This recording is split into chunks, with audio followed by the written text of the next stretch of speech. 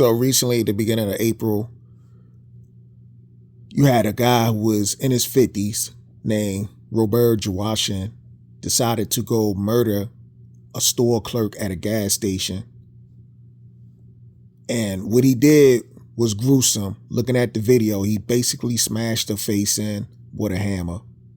He attacked her with a hammer, and the way he drew her out the store is he was busting up a car, and she came out, wanted to know what's going on, and he hit her with the hammer on the head, and while she was down, he beat her face in.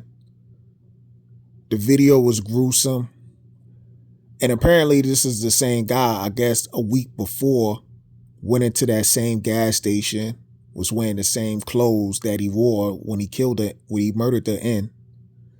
So he wanted her to recognize it's the same guy that was out there.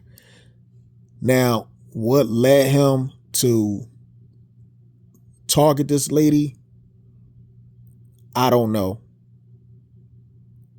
But anyway, she's a mother of two, and now we got kids who no longer have a mother. I don't know how old the kids are, but anyway, my condolences to the family.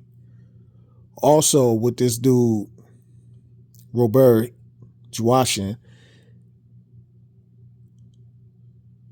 to what I understand is that he actually had another case that police was working on that he was involved in.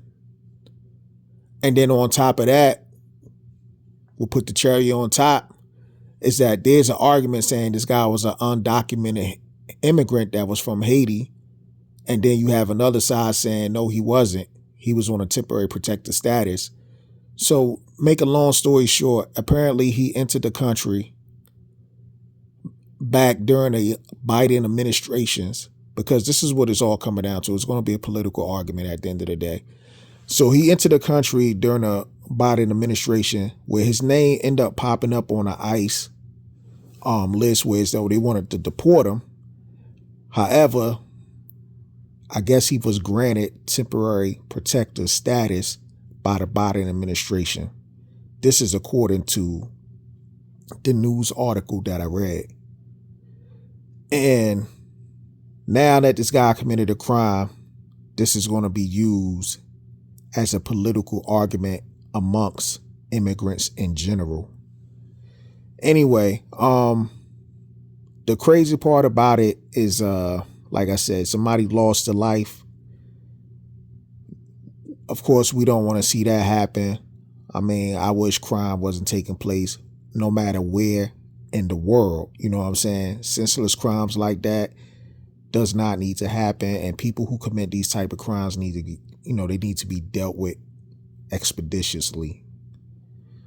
However, we got this online group, a xenophobic group, who's going to pick up the story and run with it, pushing a narrative.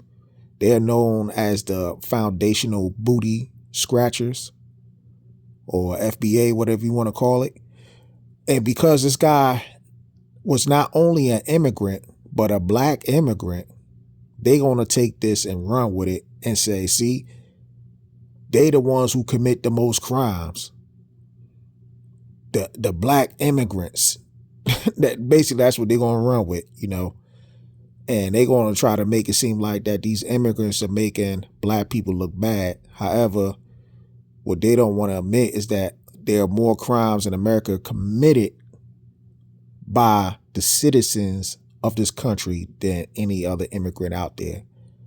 But again, this crime was terrible and gruesome all by itself, because it doesn't matter where you come from.